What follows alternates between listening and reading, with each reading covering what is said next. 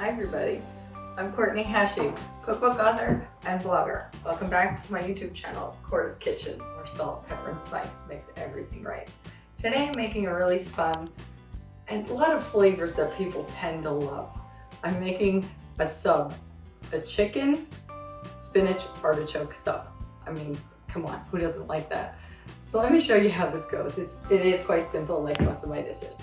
So right here in this pan right here, I have a half of a large yellow onion, just sauteed down. We're not looking to brown it. We're not looking to caramelize it, just so it's cooked through a little bit, halfway. I like when there's a little bit of crunch in there because a lot of this sandwich has, this hoagie, this sub, has a lot of creaminess going on. So like halfway through, just till it gets a little translucent, that's all.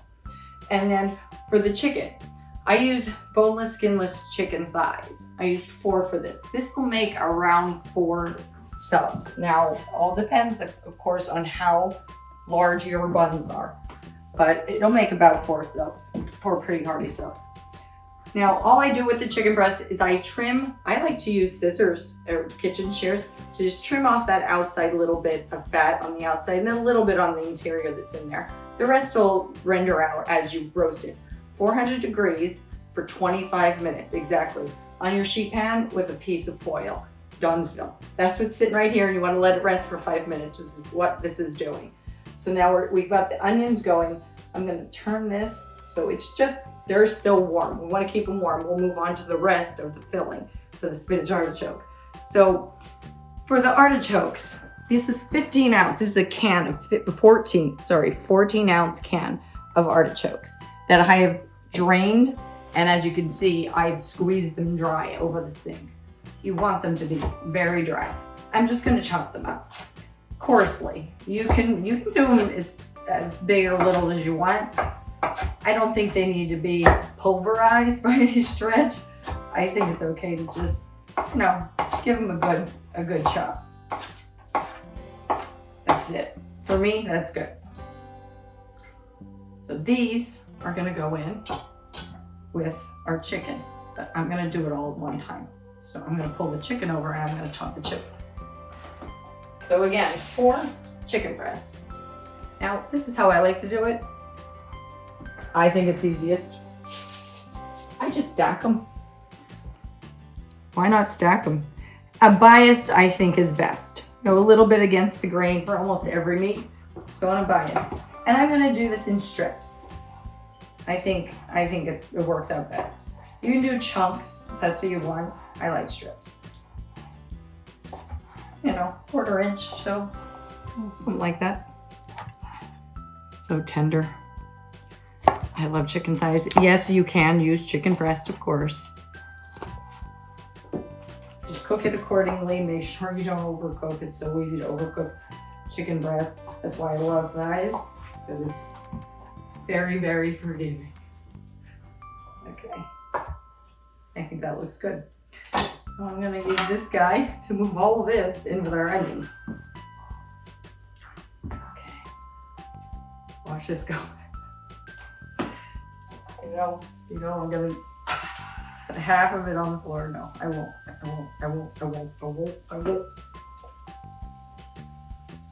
That's a good dunk.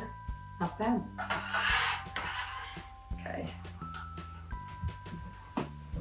Okay, now that we have all that in there, now just make mix it together, obviously, but then just make like a hole in the center here, because now we're going to add in our cream cheese. This is 4 ounces of cream cheese, so half a block. Put it in the center. You want it to kind of get it going, get it melty, start to get it melting. And then to that, once that starts, we're done with that. Then we're going to add in our spinach. This is, boy, am I a mess here or what? This is 8 ounces of chopped frozen spinach that has been drained, defrosted, and squeezed the heck out of to make sure over your sink, just like the artichokes, make sure all the water's out of it. And then I'm gonna turn this heat up to get everything going together here. So all we're gonna do is melt down this cream cheese and mix everything together. Then we're gonna add, go figure, another cheese. It is spinach artichoke. It's cheesy. Okay. Now that we got that going, next, mayo. Yep, good old mayo. Has to be there. 1/4 cup. So put that in there. That's what kind of listens the whole thing.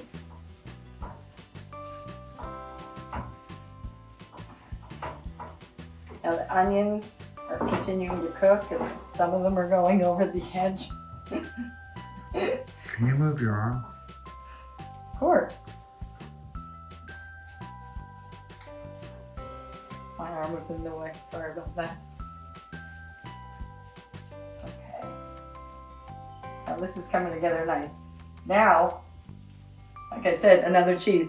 So I have right around a cup of freshly grated Parmesan cheese.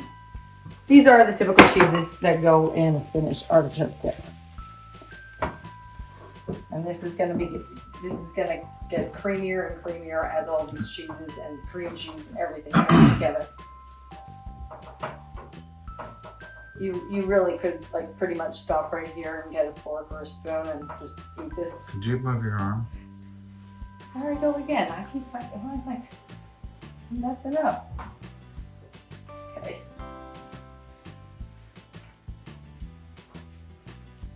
Okay, now that's good. Now this is where, literally, all we're gonna do now, I'm gonna top this with, go figure, a little bit more cheese. I'm gonna top it with some, I'm using pepper jack.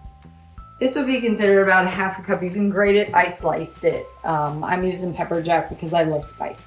You can use provolone, you can use all American, I'm all in for that.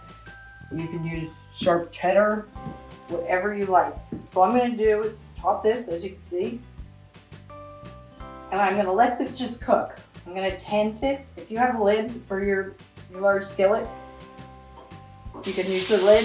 I'm gonna tent it. Keep it over medium, just about medium, for maybe about 3 minutes.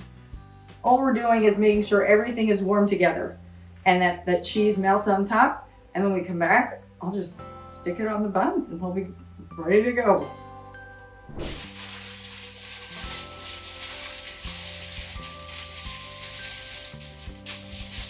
All right, here we are, back. Everything is melted, everything's cheesy. The cheese on top is done.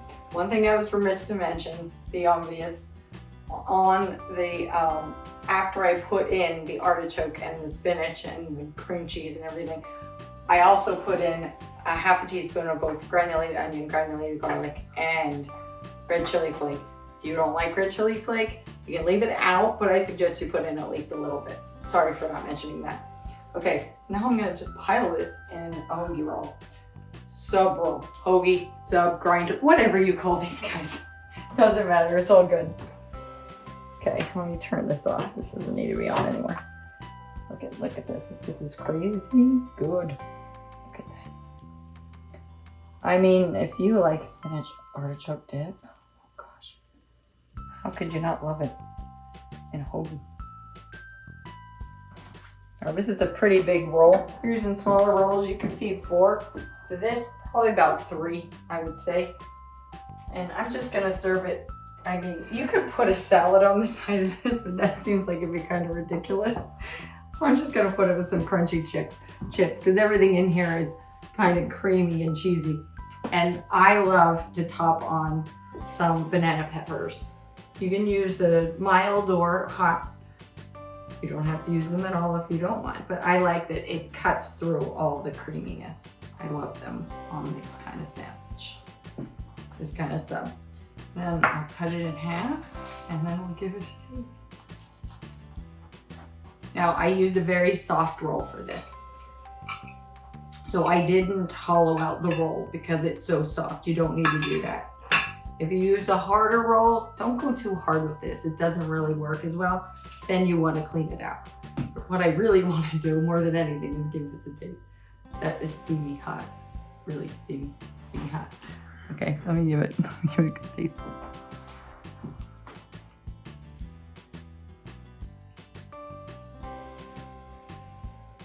Mm-hmm. Mm-hmm. The banana peppers really do cut through all that cheesiness. Chicken thighs are great. The way they're seasoned, it's perfect to put them in the oven instead of doing them on the stove. If you love spinach artichoke dip and you want to make a healthy sub, try this one out. There are vegetables in here. I'm kidding, obviously.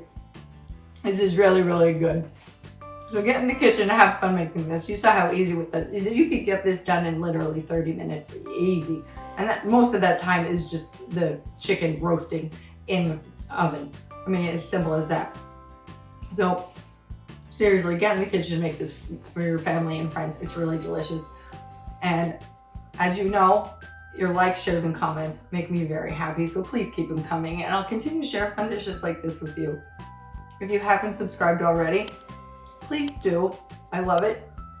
Remember, hit the cute little bell icon over there. And until I see you again very soon, know I am always sending hugs.